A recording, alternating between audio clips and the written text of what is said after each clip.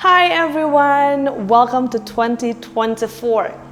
There is something exciting about new things. New clothes, new pair of shoes, new school, new job, new year. Well, every year the pastoral team come together seeking God's guidance for Fuse family because we want to walk into the new year with God's agenda in hand. Ya, walaupun I believe setiap dari kita daily pasti kita minta tuntunan Tuhan, but it is also important as one body of Christ kita minta tuntunan Tuhan kemana kita mau melangkah tahun ini. So last year is the year, temanya adalah one, simple, one word, one. One itu berbicara tentang how we are called to worship one God, all of us having one hope in Christ, and kita semua in one body of Christ. Today, I have the privilege to tell you that this year, God wants Fuse family, that includes you and I, to know that it is time. Before we start, let us pray. Bapa, kami mengucap syukur untuk 1 tahun lagi yang boleh kami jalani bersama dengan Engkau. Today we pray that the Holy Spirit will help us to grasp your message. Berbicaralah dalam hati kami masing-masing dan ajar kami untuk semakin mengerti dan mengenal firman-Mu. Terima kasih Tuhan Yesus, dalam nama-Mu dan kuasa Roh Kudus kami berdoa. Amin. Oke, langsung aja kita baca ayat referensi untuk tahun ini. Ibrani 6 ayat 1-3. Saya bacakan dalam terjemahan sederhana Indonesia. Ibrani 6 ayat 1-3. Jadi, karena kalian memerlukan ajaran-ajaran yang mendewasakanmu secara rohani, saya tidak akan mengulangi lagi ajaran-ajaran dasar tentang Kristus. Marilah kita sekarang meningkatkan pemahaman kepada ajaran yang lebih tinggi. Saya tidak akan mengulangi ajaran-ajaran dasar ini tentang pertobatan dari segala macam perbuatan yang mematikan orang secara rohani, tentang percaya kepada Allah, tentang perbedaan antara baptisan agama Yahudi, baptisan Yohanes, dan baptisan pengikut Yesus, tentang berbagai macam pemberkatan dengan menumpangkan tangan, tentang kebangkitan orang mati, dan tentang hukuman kekal yang akan diberikan Allah kepada setiap orang berdosa. Dengan pertolongan Allah, saya hendak memberikan ajaran yang lebih tinggi untuk mendewasakan kalian secara rohani. Nah, ayat ini ditulis oleh Paulus untuk jemaat orang-orang Ibrani yang dianggap orang-orang yang sudah bukan baby rohani lagi, bukan baru kenal Kristus.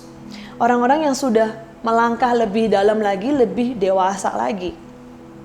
Di akhir dari kitab Ibrani 5, Paulus menuliskan bahwa orang-orang yang sudah dewasa rohani siap menerima ajaran-ajaran yang lebih tinggi. Makanya di pasal 6, Paulus menuliskan bahwa dia tidak akan lagi mengulangi ajaran-ajaran dasar. Apa itu ajaran-ajaran dasar? Yaitu yang disebutkan di ayat 2 tadi, tentang pertobatan, tentang perbuatan yang mematikan rohani, tentang baptisan, dan sebagainya. Similarly, begitu juga sama, I believe kalian yang dengar ini adalah orang-orang yang sudah bertobat. Kita kan udah sama-sama mengakui Tuhan Yesus Kristus sebagai juru selamat kita. Artinya kita adalah orang-orang yang sudah bertobat. Gak harus lagi kita mengulangi pelajaran itu, ya kan? Kita juga udah tahu perbuatan-perbuatan apa aja yang mematikan rohani. Jadi ajaran-ajaran dasar yang kayak gini, Paulus bilang udah kita gak perlu ulangin lagi. Paulus bilang apa? Marilah kita sekarang, kuncinya sekarang, dalam bahasa Inggrisnya it is time, now, gitu ya. Ada sense of urgency.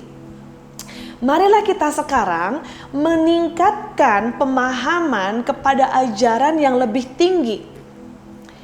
Jadi tahun ini mari kita melangkah lebih dalam lagi, naik kelas lagi, belajar hal-hal yang lebih tinggi. Supaya apa? Supaya kita semakin dewasa. Karena apa? Karena kita nggak mau berdiri di depan terus, di gerbang pertobatan terus. Tapi kita mau melangkah Sebagai orang-orang yang bertobat, kita bertumbuh, itu gimana caranya, bagaimana, ya kan, kita mau belajar itu. Jadi siap-siap tahun ini kita melangkah lebih dalam lagi, artinya makan solid food, artinya firman Tuhan, istilahnya kalau firman Tuhan adalah makanan, harus dikunyah dulu, nggak langsung telan, gitu ya. Siap-siap lihat tahun ini kita akan dibukakan lebih banyak lagi pengertian, kita akan mengerti lebih banyak, dan kita juga dituntut lebih banyak. It is time. Siap? Kalau udah siap, good, my job is done. Oke, selesai di sini. This is where I stop. But kalau ada yang masih belum siap, kita buka satu ayat lagi. Efesus 5 ayat 14 sampai 16. Saya bacakan dalam terjemahan baru. Efesus 5 ayat 14 sampai 16. Itulah sebabnya dikatakan, bangunlah hai kamu yang tidur, dan bangkitlah dari antara orang yang mati, dan Kristus akan bercahaya atas kamu. Karena itu, perhatikanlah dengan seksama bagaimana kamu hidup. Janganlah seperti orang bebal, tetapi seperti orang arif. Dan pergunakanlah waktu yang ada, karena hari-hari ini adalah jahat. Ayat 16 dia bilang begini, pergunakanlah waktu yang ada, karena hari-hari ini adalah jahat. It's urgent, guys. Kalau kalian belum yakin, let's read the versinya New King James. Ayat 16 dia bilang begini, redeeming the time because the days are evil. Di versi bahasa Inggrisnya ada tulisan redeeming the time. Berarti bukan cuma mempergunakan waktu yang ada, tapi ada arti redeeming itu menebus. Artinya menebus waktu yang ada, karena hari-hari ini adalah jahat. Ada two reference of times di sini. Ada waktu, ada hari-hari. Ada waktu which is time, ada hari-hari which is days gitu kan. Perbedaannya apa?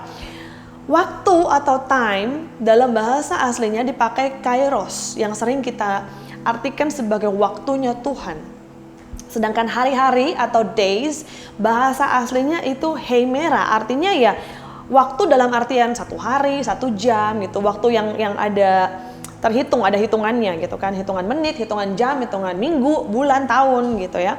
Artinya apa? Dengan pemahaman baru ini kita baca ayat Efesus 5 ayat 16, bunyinya jadi begini. Kita harus menebus kairos karena hemera ini jahat. Artinya apa? You know guys, udah ada banyak kairos yang kita lewati karena kita fokus untuk hidup dalam sekedar hemera. Sekedar menghidupi hari demi hari, berganti hari Senin, ganti Selasa, Rabu, sampai Minggu, Senin lagi. You know, kita terlalu busy di hari-hari, we forget about waktunya Tuhan. Kita melupakan kairos. So, kalau tahun lalu kita udah sama-sama belajar untuk realign our lives kepada satu Tuhan, untuk punya satu pengharapan, dan menyadari kita hidup dalam satu tubuh Kristus, tahun ini mari kita menghidupi kairos itu. Kita hidup nggak cuma di hemera, tapi kita hidup dalam waktunya Tuhan. Hidup dalam kairos. Artinya apa? Hidup dalam kairos artinya kita bertumbuh menjadi manusia rohani yang dewasa. Artinya kita mau semakin intim dan taat. Artinya kita mau melihat kuasa Tuhan dalam kehidupan kita. Kalau ada di antara kalian masih merasa, oh no, it's not my time yet, I'm not ready. Good. Because seharusnya the confidence to be ready does not come from you. It comes from the Holy Spirit who lives in you and the support of your family in Christ. So as God says, it is time, Fuse family, it is time. Let us reply with confidence. Amen. Yes, Tuhan. It is time. It is time for me to live in your kairos. It is time for me to live your agenda, Lord. Come on. So, today I want to encourage you to say to the calling. Tuhan bilang, it is time. Mari kita sama-sama bilang, yes Lord, it is my time with you. Let us pray. Father, we thank you for your guidance. Kami berdoa supaya tahun ini kami dapat mempergunakan waktu kami dengan baik. Kami boleh redeem kairos yang sudah hilang.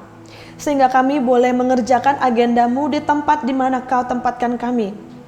Enggak lagi kami akan sibuk dengan agenda kami masing-masing, tapi biarlah agendamu yang dinyatakan dalam kehidupan kami. Roh Kudus, kuatkanlah kami untuk menjalani hari-hari kami dalam Kairos, bukan sekedar hemera. Di dalam nama Tuhan Yesus Kristus dan dengan kuasa Roh Kudus kami berdoa dan siap menjalani tahun ini. Amin.